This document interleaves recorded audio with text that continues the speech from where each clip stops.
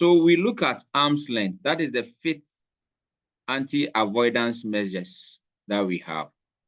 Arm's length transaction, like we said, the transaction between two knowledgeable market participants who are independent at a measurement date.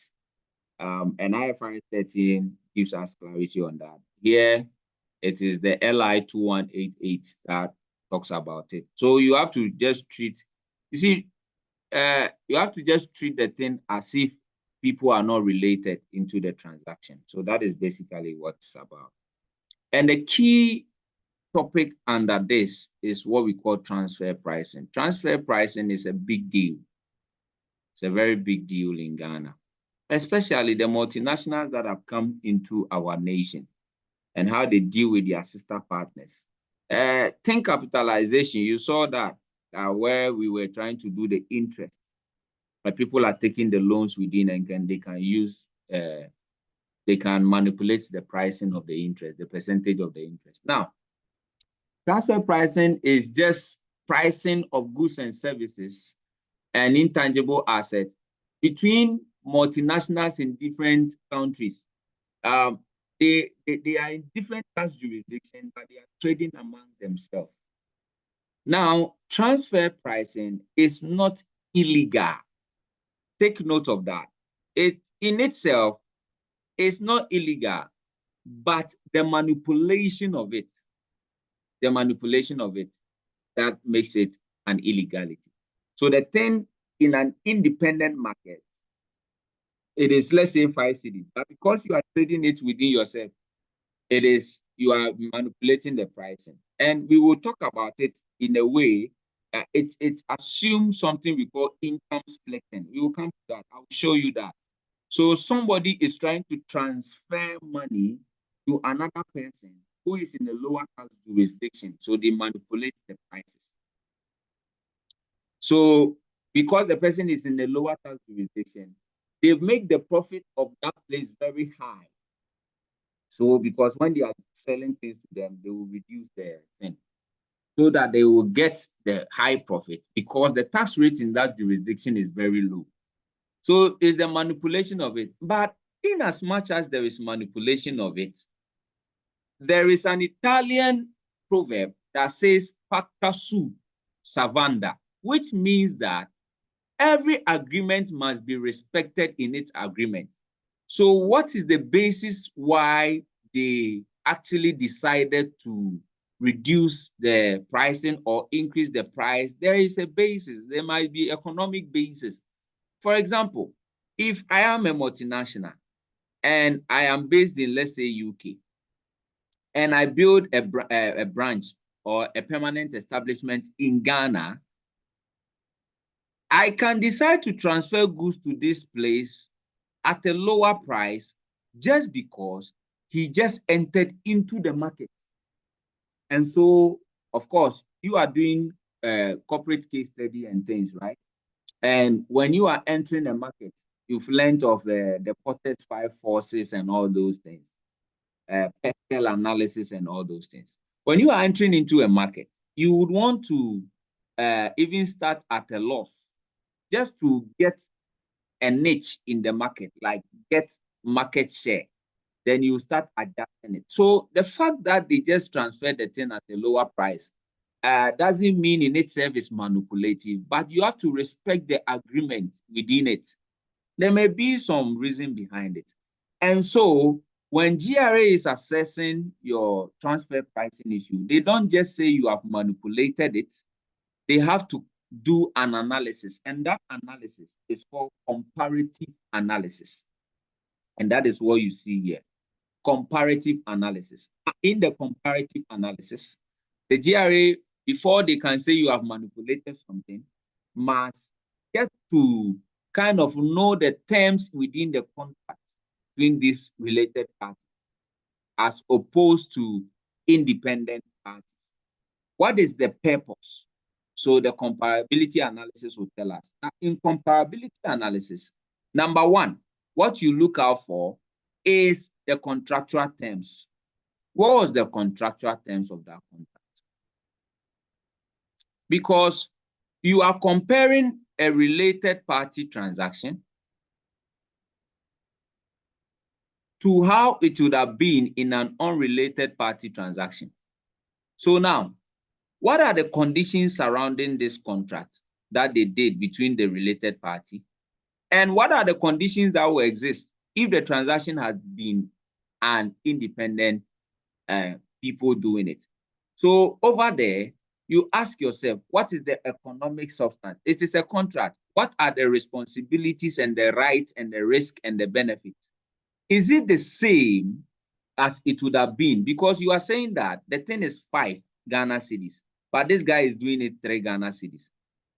Are the conditions for which it would have been 5 Ghana cedis in an unrelated market the same as it is in a related market for you to assume that they've done serious manipulation in it? Are they the same? So you have to do a contractual term of the contract before you can come to that conclusion. Funny, and when I was doing CIT, we used to calculate them. There are figures for you to calculate, but in the ICA level, we don't really calculate these things. So you just have to know the point. Point 2 is the FAR analysis, FAR analysis. Now, FAR is just an acronym. F is for functions performed. A is the asset used. Then R is the risk assumed. Now, if you want to say that they have manipulated the prices, look at the functions that were performed in bringing up the product, the research that went in, the manufacturing process that went in, the packaging. Is it the same as it would have been in an independent, unrelated parties? What was the asset that was used to produce the thing? Is it advanced technological compared to the same that it would have been in an unrelated party? Then the risk assumed. The risk assumed by somebody who is related, is it the same as the risk that would have been assumed in the unrelated? So you don't just say somebody has manipulated the price. You have to ask questions. Then number 3 is the economic and the market circumstances. Is there availability of the thing in the market? Because we all know that if something is available, if something is scarce, people price it differently from when the thing is in abundance. So you ask yourself these questions. Then the last one is the business strategy pursued. So what I was talking about, are they new entrants? And so they are doing it in a way to get market share. All right. So look at the comparability analysis surrounding the thing before you arrive at your conclusion.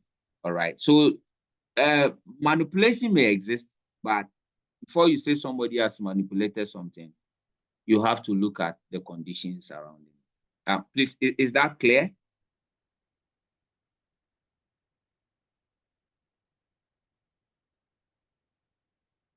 Do you understand it? Is that clear? Yes, please. All right. So now, the authorities transfer pricing methodologies to price the thing between related parties is what we want to look at. So we have 5 methods that they use, and we are going to go through the 5 methods. We have the transaction methods and the what we call the transaction profit methods. Some also say the traditional methods. All right, so they depending on how you want to go by that. Now, the methods that are used are these. So we are talking about 1. So we have the traditional.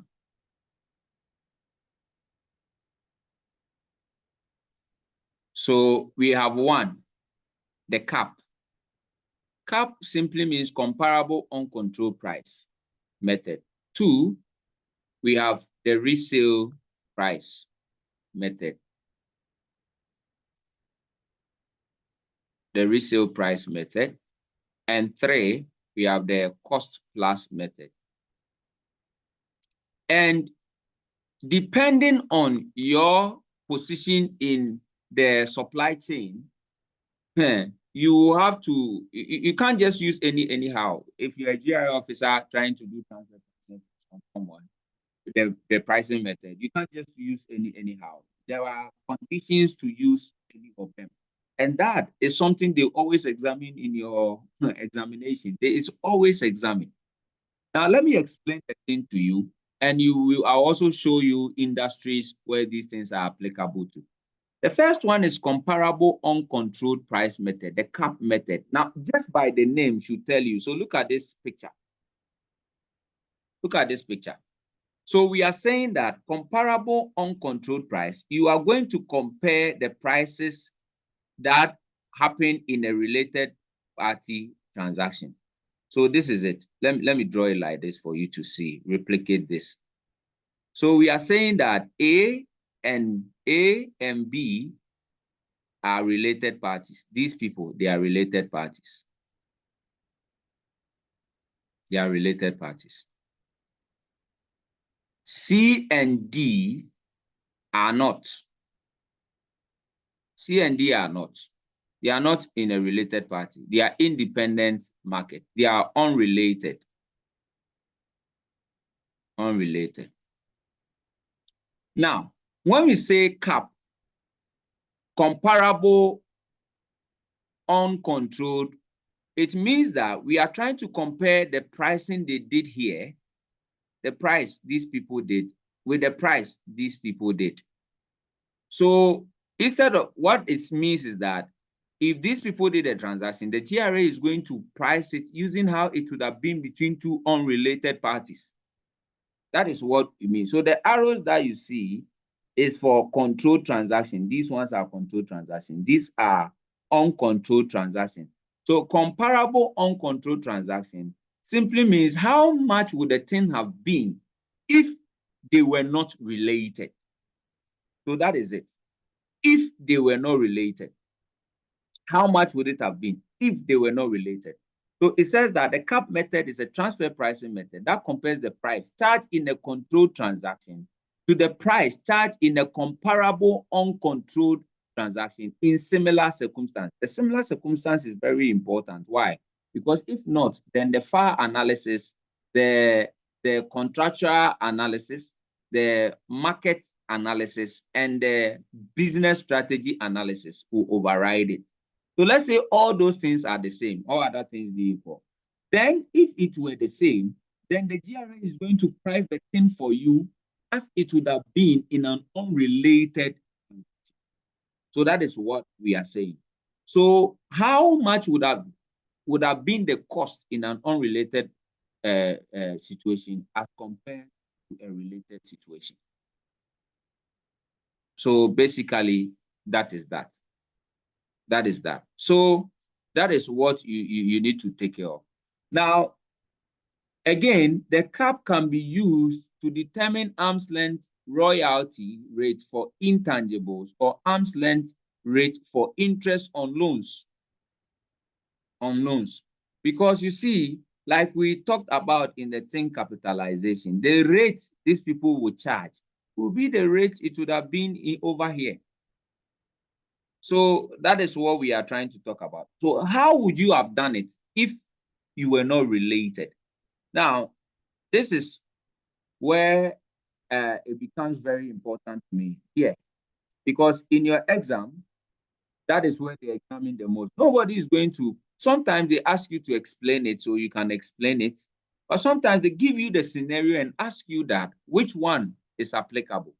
So this method is applicable when the independent, so where an independent enterprise sell the same product as it's sold between two associated enterprises, the same product.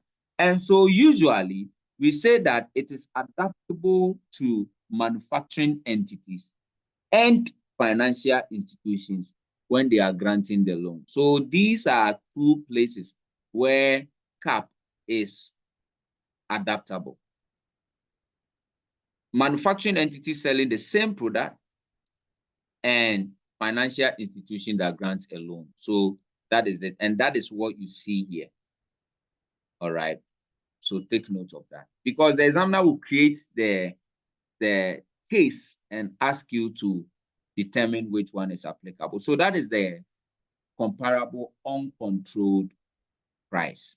You see this arrow is showing that enterprise 1 is unrelated to party C. So those arrows that you see here and the map is showing you this, what they mean.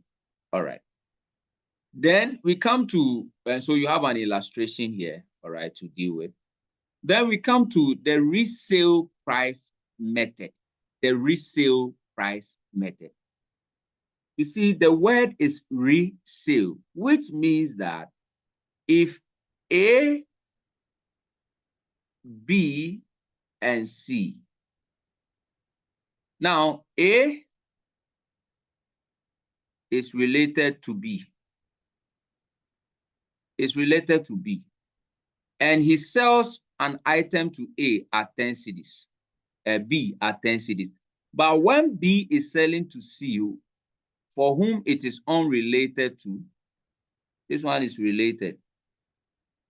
He's selling the same thing under the same condition to this guy at 12 cedis.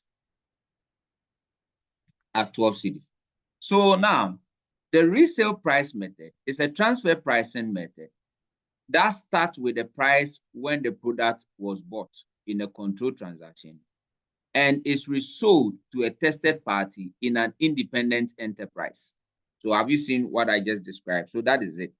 And then it will deduct an appropriate gross margin, which represents the amount that covers the selling and other operating expenses and generates reasonable profit. So it will look at what happened here and what happened here. So all that he's trying to say is that if everything that happened between you and C is the same, then it means that if you made, it deducts your expenses, just as you did here, all your cost of sales and your operating expenses, just as you did here, he would transfer, and you earn, let's say, between this one and this one, you earn a profit of 4 cedis. Then he will assume that here too, there is a profit of 4 cedis, and therefore you will tax you. So he will compare those two things, and he will tax you on that, because these people can say that the profit they are getting in there is like 2 cedis. But when you did it with an independent party, you had a profit of 4 cedis. So comparatively, if he does his FAR analysis and everything is the same, he will assume that between you and your related party, it is also 4 cedis, not 2 cedis, and he will tax you at 4 cedis. So that is basically what this resale price concept does. All right. So you see that this one is looking at the profit, and he takes your gross profit and he deducts some form of expenses. So what he's saying is that this is it. And then deduct appropriate gross profit margin, which represents the selling and operating expenses. So, and tell me your reasonable profit. All right. Now, look at this. It says that this method focuses on the related sales as a tested party and compares it with the gross margin and from the control transaction to the gross margin that would have also been received in a comparable uncontrolled transaction. So this one is uncontrolled, unrelated. So they compare and they tax you as such. So look at the graph that we have. So this is it. Enterprise 1, enterprise 2, then enterprise 2 reselling it to an independent party. So arm's length transaction, a transfer price. So you could see here that, as I've explained, that consequently, under the resale price, the starting point is using the sales. So you see that enterprise 1 sold to enterprise 2, associated enterprise, they are associated. All right. So that is what you see there. Then the enterprise 2 sold to an independent enterprise. How much profit is he getting in between him and the independent enterprise? And if all conditions were the same, why is it that enterprise 1 is not also having the same profit? So basically, that is what you do in there. Okay, so that is that. But the main thing is this: when do you use the resale price.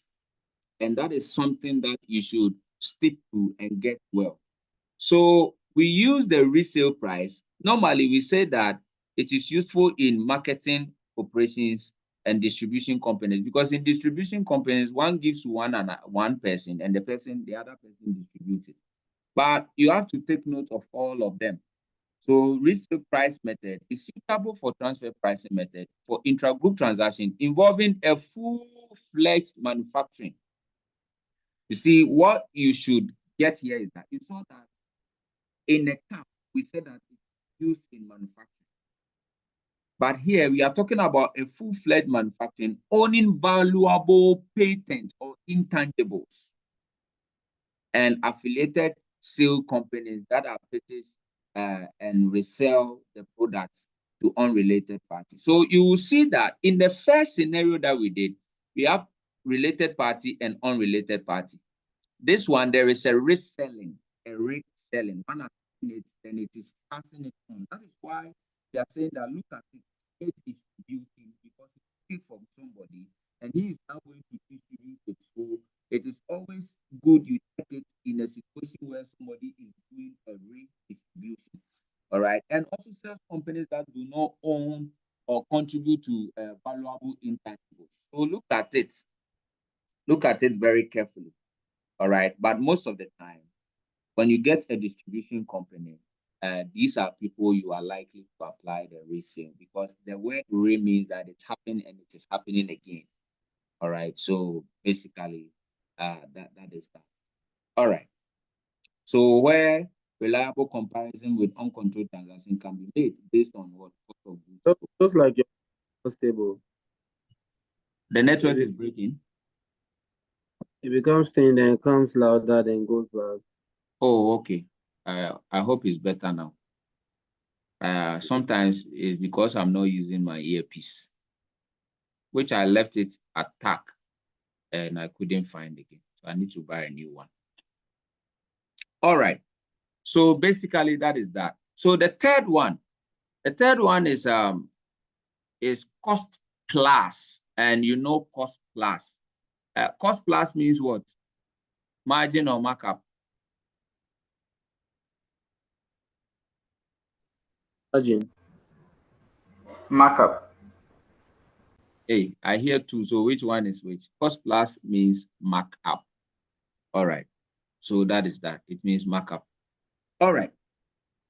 So here, what is going to happen? What is going to happen is that you determine the arm's length transaction of a controlled, in a controlled party relationship, okay, by starting with the cost. You saw that when we were doing the resale, we started with the selling price. But here, we are starting with the cost. We are starting with the cost. So just like the resale, we started with the selling price. So we had the gross profit and we decided to find out if the expenses are the same and to determine the profit. Here, what is going to happen is that the starting point is with cost incurred by the supplier of a property or service. All right. So then we add the appropriate profit percentage, which is the markup, to determine the gross profit. So that is that. Now, the markup that we add, it is a markup we assume that an uncontrolled transaction person will add. So that is that. So if A and B are related, A and B are related, then C and D are not related.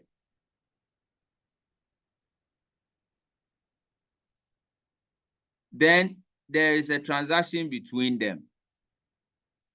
We are going to find out in this market what was the cost of the product and find out the markup they put on it, their markup, and use it for these people. That is what we are trying to say. So we start from the cost and determine how much these independent people earn as their gross profit margin, and we will use that to determine the transaction for the. Compared to the resale, we started with the selling price and we deducted expenses to know the profit. This one, we are starting from the cost and we are trying to determine how much the independent people put as market. So that is the difference. All right. One start at selling price, assume operating expenses and cost of sales. All right. Then to determine profit. This one, we are looking at the cost. Is it the product? How much did it cost A? Was it the same as C? If yes, why is it that the profit margin differs? And what normally is the profit margin? So the normal profit margin normally is determined in an unrelated party transaction. So if we find out that, oh, the costs are the same, but this guy is putting 25% markup and this guy is putting 10% markup, then it means that they are trying to do something fishy. But see, the person who taught us taxation told us when you are working in an entity and KRA comes to you to do an audit on, let's say, a transfer pricing issue, don't debate it. Let them finish. Because you see, when they do their comparative, let's say, markup, then they find out that this guy put 5% in the real, unrelated party, and you put, let's say, 10%. It means that they must even give you a tax credit. So you just leave them to do their unrelated party analysis. But if it goes against you, you can now find a way to talk about it. But you wait for them to finish, then you come in. All right. So basically, that is that. All right. So that is the cost plus method. But like I always say, this is the part that is of interest. So, here we also look at, because it's a cost plus, it is also very good to look at manufacturing entities, especially those who assemble the product, all right? And also in cases involving intra-group sale of tangible properties. Tangible. The intangible ones are more of the resale. Here is the tangible ones, all right? So look at the situation that you have. All right. But Yes, is there a question? I wanted to say that there are situations where, though you could see that parties are not related, but we have situations where the same product, which with the same cost in producing it, is being sold at a different price based on the market. So you could see that the same product might be sold differently in Tema, and the same product will have a different price in Ashama, but there's no related transaction. How do you classify that then? Well, so first of all, when we talk of transfer pricing, we are looking at two related entities. So if they are not related, then it is not issue of transfer pricing. It's an issue of economics. Because the price, of course, in Kumasi is not the same as the price in Accra. That is why we say that before you can say somebody has manipulated the price, you need to look at the contractual terms. You need to look at the function performed, the assets used, the risk assumed. Because risk assumed in Kumasi is not the same as risk assumed in Accra. So that is why you need to do that kind of analysis. So basically that is that. If the prices, if they are not related, and related parties comes through ownership. They come through ownership. So if the transaction, there's no related party in that situation, then there's no issue also of transfer. All right. Please,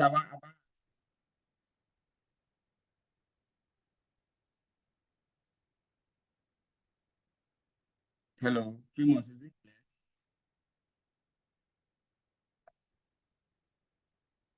Hello, Primos. All right, let's continue. Okay, so we now come to the And here, you have to also be able to spot the differentials because it's very, very important. Sometimes you look through the past question, you see that sometimes it's a little bit tricky and you have to get the understanding clear. Because this one, for example, is very close to the resale method. Very, very close to the resale method. But you still have to be able to differentiate between them. And most importantly, when to use them. Very, very important. So now, here, the focus is on the net profit. Net profit.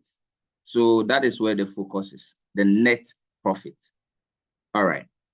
So meaning that we are looking at the net profit margin relative to a base. So if it were to be corporate reporting, I would say common size.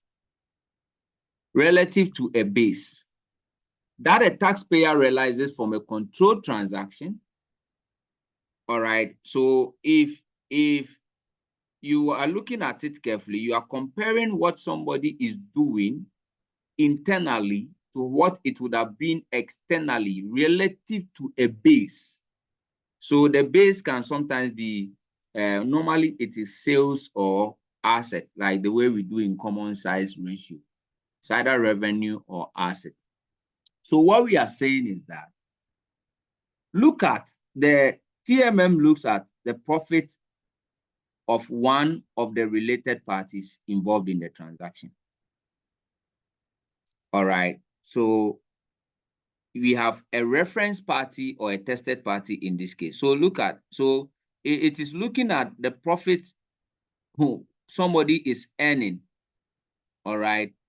So the same thing that happens in the cost, because the cost, the starting point is the cost plus the resale, the starting point is the same. So it is doing the same thing with them.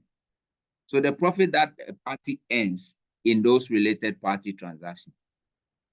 Then you reference it to how it is to a tested party. That a tested party means an unrelated party. So look at this. If I trade A and B are related, and they do a trade in that related, what is the net profit that will happen? What is the net profit? Do you remember that we do same in the cost plus and the resale is the same? So that is why I say that it's a little bit tricky. So the net profit earned in the control transaction is compared to the net profit in a comparable uncontrolled transaction. So between C and D. Oh, C and D.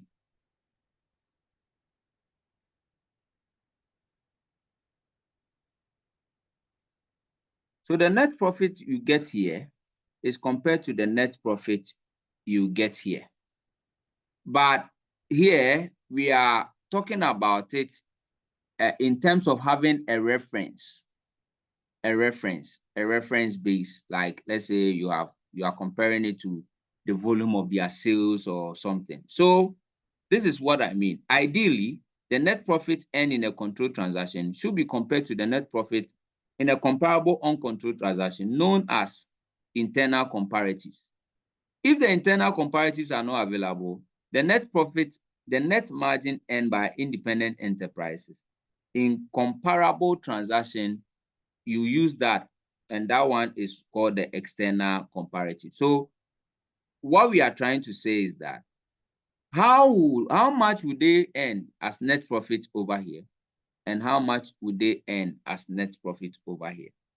So you are doing that using a tested party in a controlled transaction. Remember, the resale, it was like this. It was like this. It wasn't like this. And also remember, in the cost plus, the focus started from the cost, and we find out how much profit margin or markup will one earn on the, so we get to know the cost of the two unrelated party, and we find out how much one is putting on top as a markup and how much the other is also putting on top of as a markup. So these are the situation that we have. But here we are looking at, so it says that the TNMM compares the net profit earned in a tested control transaction to the same net profit that will be earned. So the net profits earned here and the net profit earned here. So that is what we are looking at. But you see, this one, it was a net profit. You should see the graphing very well. One was to resell, but this one, it is a direct sale. There's no rate transaction in there.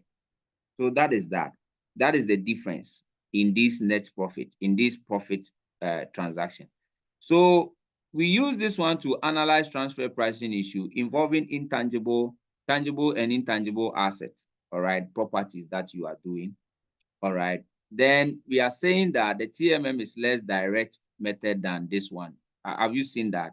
See, this one is so direct. It is less direct, all right. You could see that, and it's applied to least complex relative parties. So you have to get the concept, even though in the cost plus it looks like this, but in the cost plus we are referencing it from how much it cost this guy and how much it cost this guy. What is his markup he put on it, and what is the markup this one put on it? Here we are looking at the direct sale that is happening here, and how much is this guy earning as net profit? How much are they earning as net profit in this tested party that we are doing? And how much would this one also net profit? But you see, in this one, it's a tripartite sort of thing. So it is not distinct independency. This is from here and this is from here. So when do we use the TNMM? When do we use it? So we use, and in fact, we are saying that this is a transactional method other than the traditional first trade. And here we are saying that we often apply these ones when two related parties engage in a continuing series of transactions, and one party makes a less complex and more routine contributions to profit than the other. So it is imbalance. So you could see that it is always happening. Always happening. So the transaction that is between these people are always happening. So this is it. It is a routine transaction that is happening. But you could see that the one benefits more than the other. And it is like they are doing a cross-border shipping. So those kind of things. We are trying to transfer income to one, the other side. All right. And it is also used in certain situations where there's data limitation on the uncontrolled transaction. So, I mean, where of course, like Famous said, sometimes very difficult to have these ones. TMM is also more attractive if data on gross profit are less reliable due to accounting differences, right? So maybe accounting policies and the way these people apply. Let's say one entity in a country applies IFRS, the other one applies something else. Yeah. So we use the transactional net profit because we are looking at the transaction, all right, the frequency of it. Okay, so it has similarities with the resale and the cap, but just the cap starts from cost. This one starts from profit. All right, so that is that. The last one, which most times is very difficult to actually get the clarity, is called the transaction profit split method. The profit split. You realize that in the transaction net profit margin, one is doing more than the other. So we could see that more routine transaction to profit than others. So the profit is kind of one-sided. So because of related party transaction, one is making more of the profit. The same thing that A and B is doing is what C and D is doing, but A and B earn more routinely. All right. So this one, it kind of does a division in the profit that an independent enterprise would expect to receive from engaging in a transaction. And what it does is that it tries to eliminate from kind of take away the what would have been if there is controlled, how it would have been in a controlled transaction. So I'm going to use the graphical method to also represent it, like the way I've been doing. But here, look at this. It says that this method first identifies the profit to be split, and then split them between the associated enterprise on an economically valid basis that approximates the divisions of the profit. And that would have been anticipated if the transaction would have been in an arm's length. What this one is trying to say is that when we look at the profit that C and D is making, we will look at, because these people are unrelated, we look at the profit C and D are making. So, and we will try and seek to this part, if they engage in a transaction, and seek to eliminate the effects of special condition made in a control. So if we have A and B who are related, these people make a profit, but these people probably too are making a profit, but the profit that is happening here is due to related issues because they are related, because they are doing manipulations. So if we try to eliminate what makes them related from it, we will kind of see that they become like this. And so therefore, the profit that is earned in this part, this unrelated part, the profit that is earned is assumed as the profit that is earned between these two people, and it will be shared among them using an economical valid basis. So it can be 50-50, it can be 50-40, depending on the basis. So here we are looking at how much an independent enterprises, two independent enterprises, C and D, assume as profit.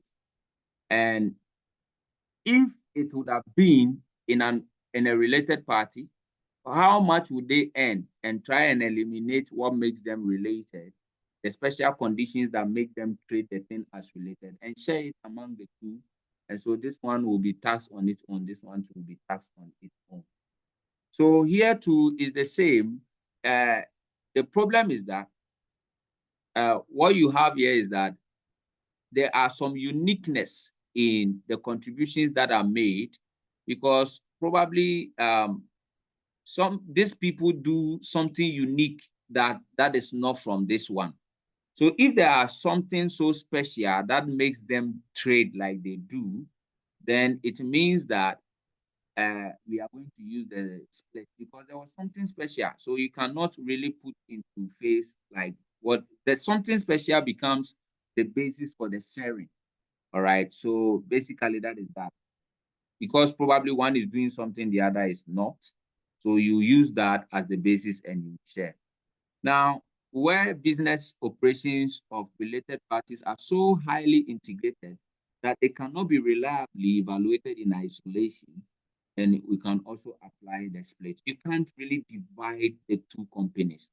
And so what you do is that you share amongst them. All right. So if they are closely related, everything they are closely related. It's very difficult to split them because they all perform something together to bring out the product, and it is sold amidst them. So in that case, if it is difficult to obtain those ones, then you share among them, then you tax accordingly. So basically that is that. So the problem here is that, are you able to eliminate the two entities? If not, then share the profit among them from the transaction. All right. So that is that. And then we come to the last one. Of course, we've dealt with the thing capitalization. So income splitting is just like the way I'm explaining to you in the transfer pricing. So a person tries to split the income with someone else to reduce the tax payable. if it happens, the Commissioner General can prevent it. Like the one I'm talking about, you have somebody who is in a higher tax jurisdiction. So look at this. An example is having an enterprise. And look at this. I'm going to explain this thing to you in partnership. So let's say that you have a company, all right, and you employ somebody you know, knowing that, you see, when the money is in the with the company, you pay a 25% tax. But you decide to bring in somebody you know. You know the person, and you pay him. Let's say the person has first degree.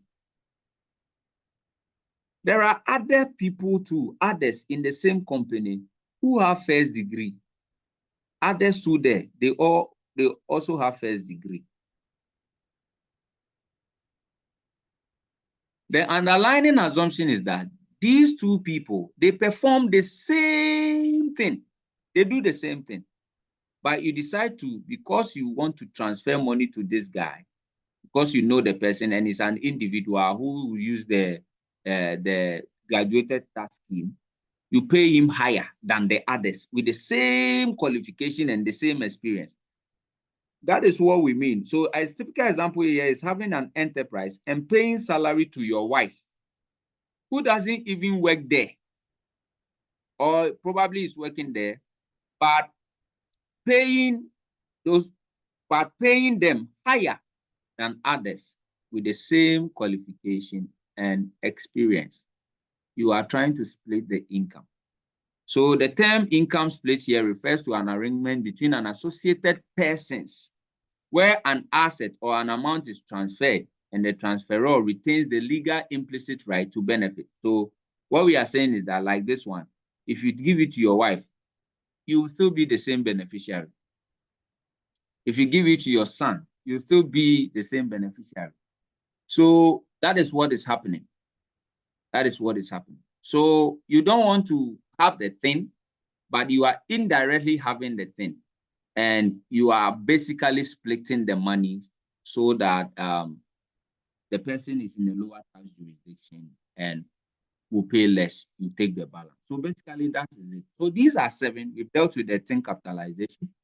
And so from there, let me talk about back-to-back financing to end it. It is something that is also under thing capitalization. And a man called me from Nigeria. I think they wanted to do something like that. Look at this. We said that in thing capitalization, if this one is an exempt person and they do transactions with, let's say, an entity in Ghana, and it will be subjected to thing capitalization. But what back-to-back loan financing is that they want to say the Ghana company will take the loan from a bank. You know that if they take the loan from the bank, then it means Section 10 is applicable, interest. So all the interest. But who will pay this bank the money, the loan amount? It is the exempt person. So this one guarantees. So instead of the transaction being direct between these people, they are making this guy take from a bank, and this exempt person is trying to pay the money, just so that they will apply Section 10 instead of Section 33 thing capitalization coming against them. So that is what we call back-to-back loan financing. So you use the finance entity indirectly to finance the related party. But if the Commissioner General finds out, he will still treat the thing capitalization on you, because this guy is taking the money, this guy is paying, and the interest, you want to take everything as deductibility. So when you are found, because the truth is that if you take the loan from an external source like this, I think the rate is 10% or so. Yeah, only 10% withholding that you'll be paying. So that is that. You pay the 10%, all the interest is allowable deduction. But if it is between you and these people, there is an 8% to pay, and there is thin capitalization applicability. So that is that. So like you saw in the thin capitalization video, that is what happened. So back to back is just that instead of the transaction being direct, they are using an indirect means by bringing a bank or a finance entity in between them, all right, so that they can vote it. When you are found, you'll be dealt with. So we have issues of the transfer pricing, the base erosion. These things are more advanced things I decided to bring in your manual, so you can just take a look at them. All right, the basic erosion and profit splitting actions, the 13 and action 4. The 13 is mandating country by country reporting, so that there will be transparency, that we will know that people are actually doing. So the multinationals, they are supposed to disclose, the countries are supposed to disclose, all right, so that people will know about the transfer pricing issue going on. Now, let me end by saying this. Immediately there is a transfer pricing, there is a related party transaction happening. There has to be a filing within 21 days of the transaction. There has to be a filing. There has to be a filing. So if you are working in a multinational and there are transactions happening between you and the filings are not done, be careful, because you and I know that filing attracts interest if you don't. So be careful. All right. So that is that. Ladies and gentlemen, this is where you now take your past question. You start going through a thin capitalization. So these are thin capitalization, explain arm's length transaction, explain the 4 objectives of transfer pricing regulations. All right. And so look at this one. Okay, let me deal with this one on you. Let me see what you think. Let me know what you think too, and we'll call it an evening. The Pyrotechnic Ghana Limited was established for the main purpose of providing market support services for pyrotechnic in UK. So its parent, that's its parent company. Now, it says that the Pyrotechnic Ghana Limited expenses are reimbursed with 5% markup, which contributes to its total revenue.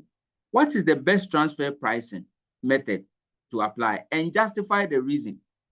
So we learned so many transfer pricing methods. We learned 5. Now, these questions, that's why I told you that not only will you get situation where they will say, explain this, explain that. They will bring the scenario to you. It is your job to find out which transfer pricing method is applicable. So in this question, which transfer pricing method do you think is applicable? And justify it. Justify it. Look at the question very well. And like we mentioned, try. Let me see. Which transfer method do you think is applicable and why?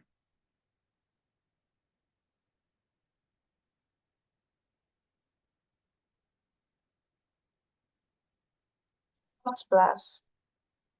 You say cost plus, okay. And justification. Justification is the answer. So justify.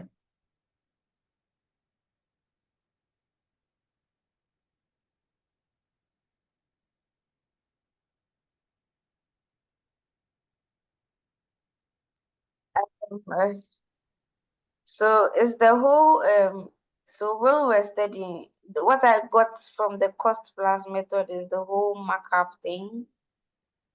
Oh, so once you saw the markup, that was it. Oh, I see. I see. Okay. I mean, in exam, I'll give a better explanation, but right now, I'm now understanding what you've taught. So, Oh, yeah, that's fair. That's fair. Yes, anyone else? Just try.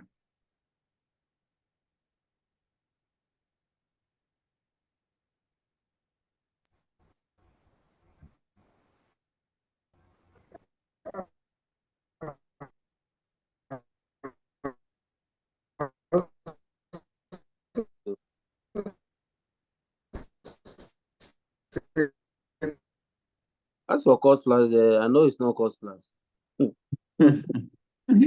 So what is it? You know, initially when I also saw the cost plus, I wanted to say cost plus until I saw what they actually dealing, because we that should be tangible. But here they are providing support services, which is more like intangible. So that should not be. So the intangible, which one is more likely? Realize that the intangible is more of the resale price method.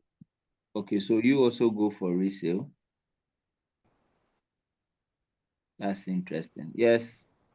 marketing support services, it can be tangible, or I really don't get it, but your answers are also like this. I can't hear you. Your answer is you are supposed to answer. So be bold and answer. Don't make your answer also the question.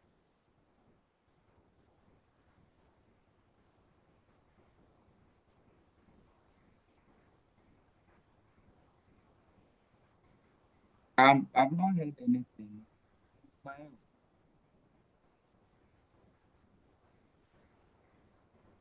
So if we go back, for example, let's go back. So that's why I told you that. What's the okay? Let's start from here. Let's start from here. So when each related party transaction makes unique and valuable contributions, where businesses operations of a related party are so highly integrated that they cannot be reliably evaluated in isolation, where parties share the assumption of economic significance risk or separately assumed closely related risk. So if I look at this one alone, I can say that the business operations here are so related. But I get what Famous said. But what Famous said, I won't take it, because if you were doing it, you should have probably remembered this graph that one person is taking the product and he is selling it. Yeah. But if I am just sitting on my laptop trying to market the thing so that when it is done, I'm not distributing, I'm marketing.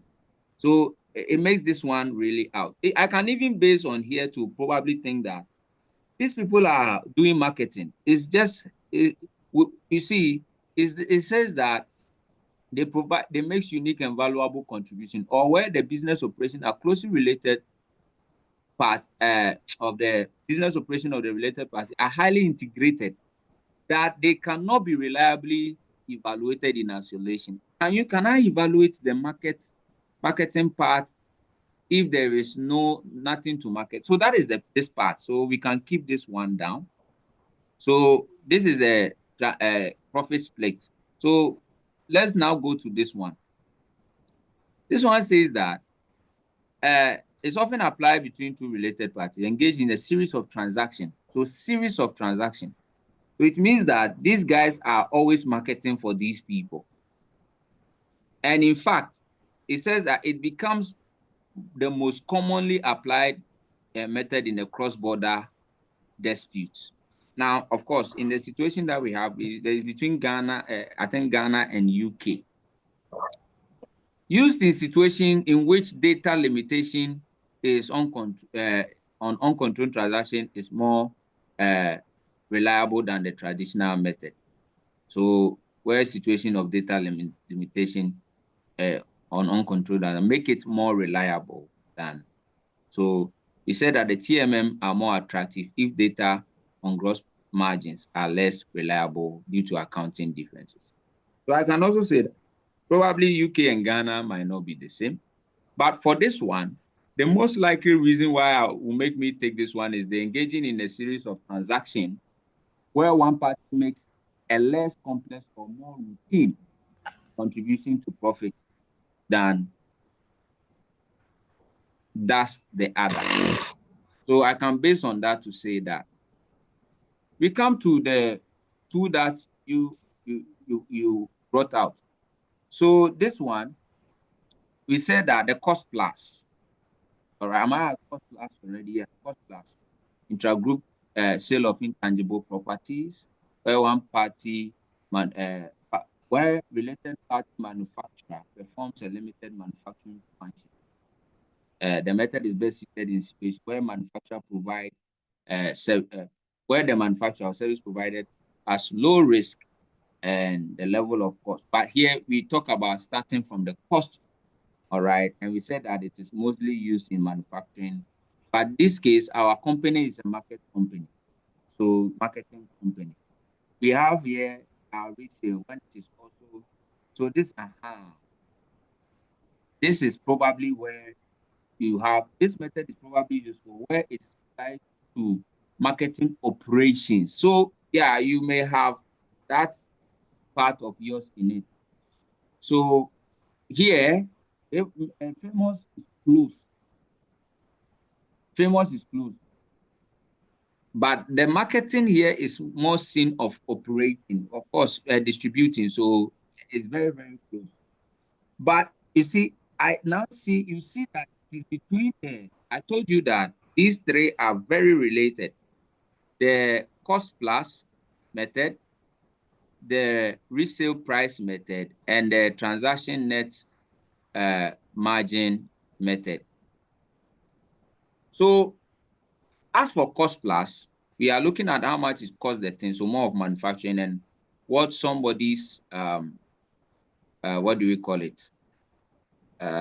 Somebody's markup will be, and we compare. Then RPM is like you take the product between independent and you will sell it to an unrelated party transaction. Similar to this, very, very similar to this. But this one, the graphs are like this. What these people would do versus what these people would do. And we find the net profit in there. So we start. So if we come to our question, where is it? So the main purpose of establishing this company is the fact that they are providing market services. So it is not distinct from, so like this one that we have here, and this.